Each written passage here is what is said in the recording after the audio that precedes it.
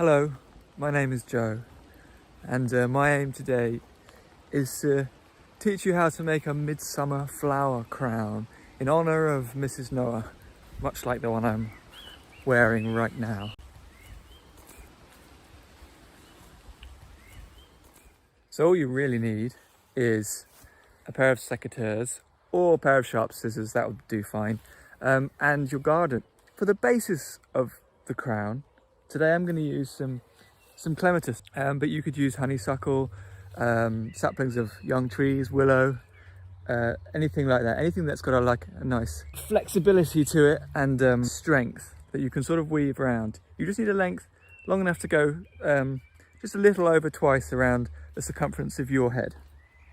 So next up we want some greens, some leaves to go on the crown, and I've selected this shrub which looks good. We're going to start on the flowers. There's some nice oxeye daisies here. So traditionally, in the Scandinavian tradition, you want 7 different types of flower in your crown. Let's find some ones with nice long stems. So for my 7th flower, I'm going to break with tradition, and I'm going to put a bit of lavender in there.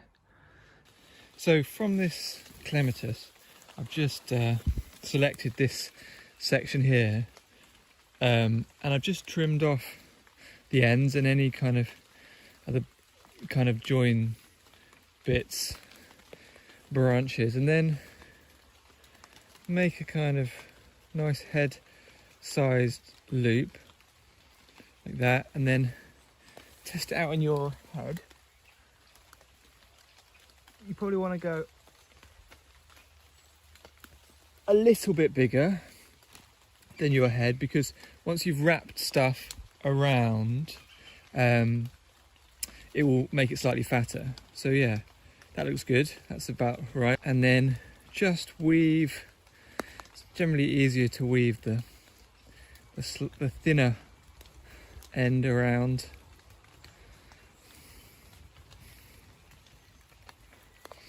Until you have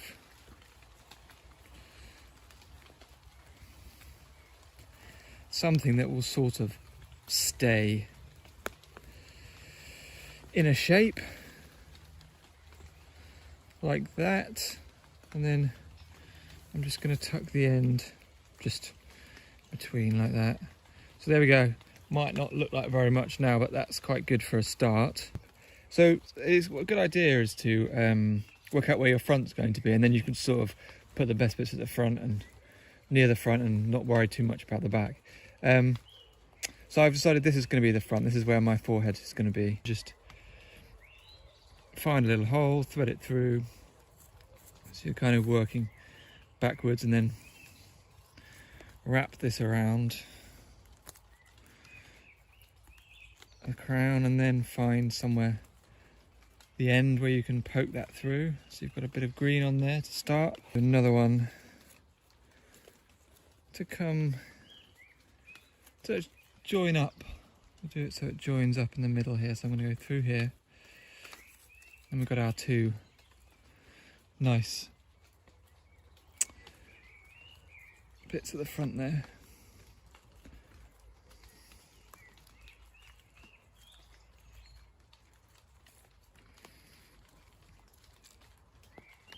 It's nice listening to the sound of the rain. I'm just shouted here underneath an oak tree. You know, it's a similar kind of way in which you'd make a Christmas wreath or whatever, somewhere between that and a sort of daisy chain, really. You can just, you really use your initiative with these things. I think people fear that there's some traditional way to do things, but as far as I'm concerned, you can use your own judgment. So I'm going to do the same with these and just weave them in that way, and then around, and then tuck the end without popping anything else out. Sorry if I keep moving it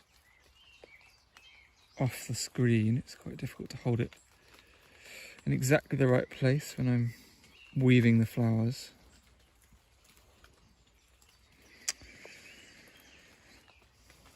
Yeah, I don't know where this tradition comes from. Obviously it's a strong one in Scandinavia with the celebration of Midsummer, but I imagine it's a ancient pagan tradition.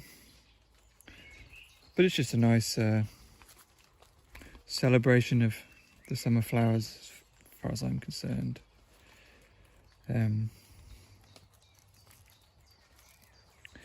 Almost forgotten where my front was now. I think it was here somewhere. But anyway, it shouldn't really matter. I'm sure you can be a bit more organised than I am. Rather haphazard. These have got shorter stems, so less weaving. They might be more prone to falling out, although actually now we've got quite a good structure. They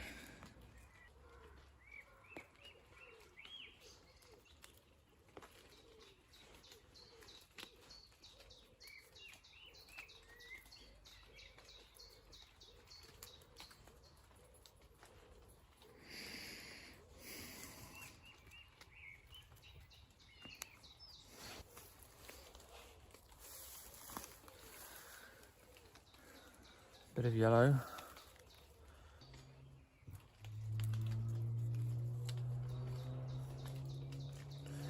Certainly wouldn't worry about the symmetry too much.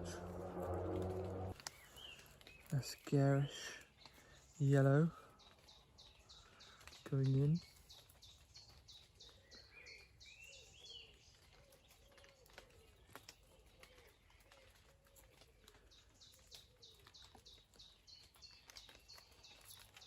It's not something I would normally have done, to be making a crown this time.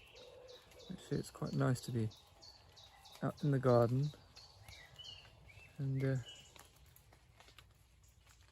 chance to look more closely at some of the flowers. I've gone rather big with this red rose here. It may look a little out of place. Lose some of the leaves, there will it go.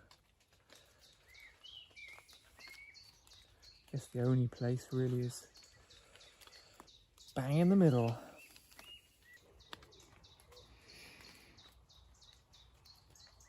So there you have a rather basic, rustic, non-florist approved midsummer crown.